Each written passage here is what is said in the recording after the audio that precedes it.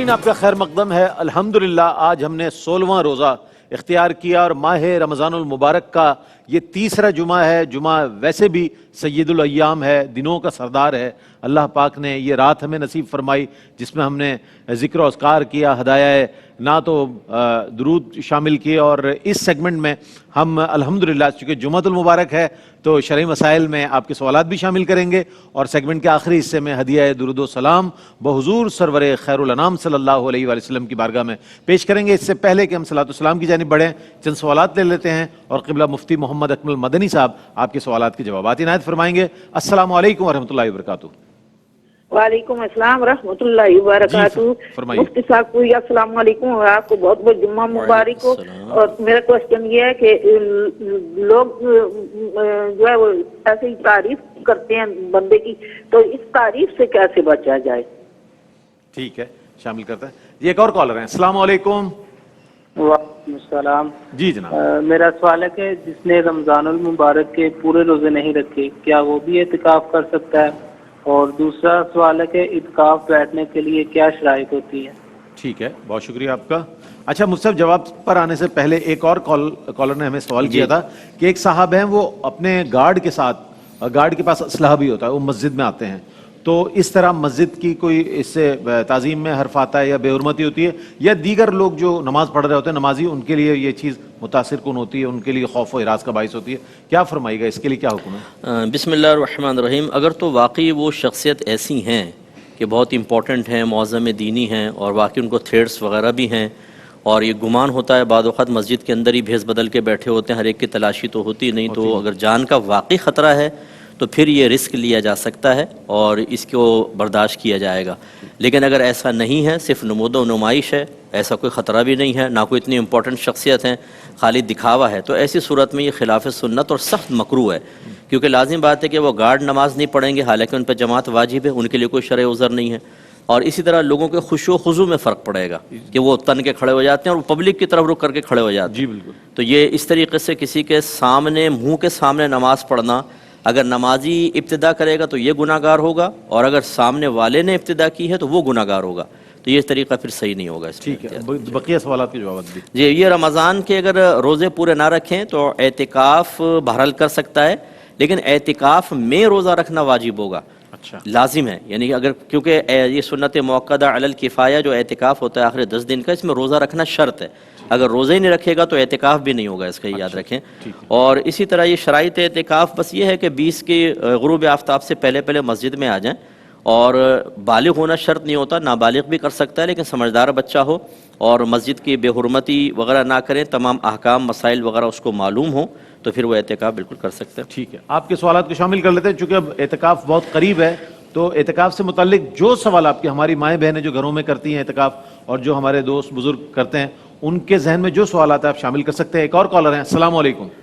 وعلیکم السلام. جی جناب. سر میرا پہلا سوال یہ ہے کہ جو ہم نماز میں نوافل ادا کرتے ہیں, وہ اب ہمیں جو بچپن میں سکھایا گیا ہے وہ اینڈ والے جو نوافل ہوتے ہیں ہم بیٹھ کے ادا کرتے ہیں, تو کیا یہ کس کی سنت ہے, مطلب ہم یہ کیوں ادا کرتے ہیں, اور یہ کیا پڑھنا ضروری ہوتا ہے یا ان کو بندہ چھوڑ بھی سکتا ہے, جس طرح مطلب ہم. ٹھیک ہے جناب, ایک اور کالر کو شامل کرتے ہیں. السلام علیکم. السلام علیکم. السلام علیکم. ہلو. جی جی مفتی صاحب کیا کہیے گا؟ جی دیکھیں, جو نوافل ہیں وہ ہوتے ہی زائد ہیں, ان کو پڑھنا چاہیں تو ٹھیک ہے, نہیں پڑھنا چاہیں تو کوئی گناہ نہیں ہے. اور نبی کریم صلی اللہ علیہ وسلم سے ان کا بیٹھ کر پڑھنا ثابت ضرور ہے, لیکن آپ کا خاصہ تھا کہ آپ بیٹھ کے بھی نوافل پڑھتے تو پورا ثواب تھا. اگر ہم بیٹھ کے نوافل پڑھیں گے تو آدھا ثواب ملے گا, لہٰذا بیٹھ کر پڑھنا کوئی کمال نہیں ہے, کھڑے ہو کر پڑھنا ہی افضل ہوتا ہے. ٹھیک ہے, ٹھیک ہے. ایک اور کالر ہیں اور اس سیگمنٹ کے یہ آخری کالر ہیں. السلام علیکم. جی السلام علیکم. وعلیکم السلام. جی سوال بتائیے گا. میرا پہلا سوال ہے, عورت کو جہیز میں جو برتن دیے جاتے ہیں وہ ضرورت کے ہوں مگر فی الحال استعمال نہ ہو رہے ہوں, تو کیا ان کی زکوٰۃ ادا کرنی ہوگی؟ ٹھیک ہے, دوسرا سوال. دوسرا سوال ہے, جو کپڑے بچوں کو گفٹ کیے جاتے ہیں اگر وہ نئے کپڑے رکھے ہوں تو کیا ہم ان کو زکوٰۃ میں دے سکتے ہیں؟ ٹھیک ہے, جی مفتی صاحب کیا فرماتے ہیں؟ جی دیکھیں برتن وغیرہ پہ کوئی زکوٰۃ نہیں ہے، چاہے وہ لاکھوں کے کروڑوں کے پڑے ہوں، چاہے استعمال ہو رہے ہوں نہیں ہو رہے ہوں، برتنوں پہ کوئی زکوٰۃ نہیں ہے۔ ہاں اگر دکان کے اندر تجارت کی غرض سے برتن رکھا ہے وہ تو مال تجارت ہے، وہ الگ ہوگا۔ بچوں کے جو گفٹ وغیرہ زیادہ ہو جاتے ہیں تو یہ آپ بیچ نہیں سکتے، نہ اس کو بطور زکوٰۃ دے سکتے ہیں، یہ بچوں کی ملکیت ہیں۔ ہاں یہ ضرور کر سکتے ہیں کہ باپ چاہے تو بچوں کا کفیل بن کر، ولی ہوتا ہے، وہ خرید لے ریزنیبل پرائز میں، جیسے ہوتا ہے مارکیٹ میں خرید لے، اور بچے وہ پیسہ بچے پہ خرچ کر دے نان نفقے کے اندر، اور پھر وہ کسی کو دے سکتا ہے، یا زکوٰۃ کے اندر پھر نکال سکتے ہیں، جو موجودہ قیمت ہے اتنی زکوٰۃ ادا ہو جائے گی۔ ٹھیک ہے۔ سلام ہے آمنہ کے لال، اے محبوب سبحانی، سلام ہے فخر موجودات، فخر نوع انسانی، تیری صورت تیری سیرت تیرا نقشہ تیرا جلوہ، تبسم گفتگو بندہ نوازی، خندہ پیشانی، تیرے آنے سے رونق آ گئی گلزار ہستی میں، شریک حال فطرت ہو گیا پھر فضل ربانی۔ بسم اللہ۔ جبریل اترے بھی نہ تھے کعبے کے منبر سے، کتنے میں صدا آئی یہ عبداللہ کے گھر سے، یا نبی سلام علیکہ، یا رسول سلام علیکہ، یا حبیب سلام علیکہ، صلوات اللہ علیکہ، صلوات اللہ علیکہ، سیدی یا رسول اللہ، آقا آپ ہیں محبوب عالم،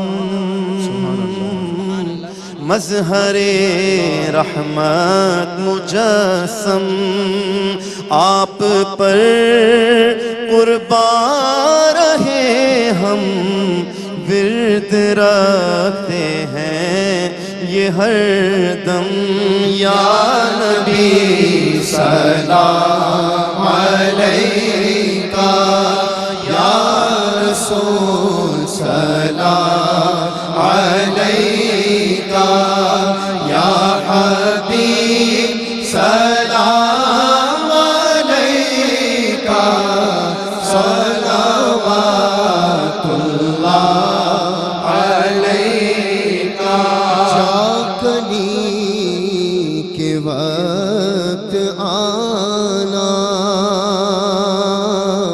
کلمہ طیب پڑھانا، مکر شیطان سے بچانا، اور سینے سے لگانا، یا نبی سلام علیکہ، یا رسول سلام علیکہ، یا حبیب سلام علیکہ، صلوات اللہ علیکہ، جو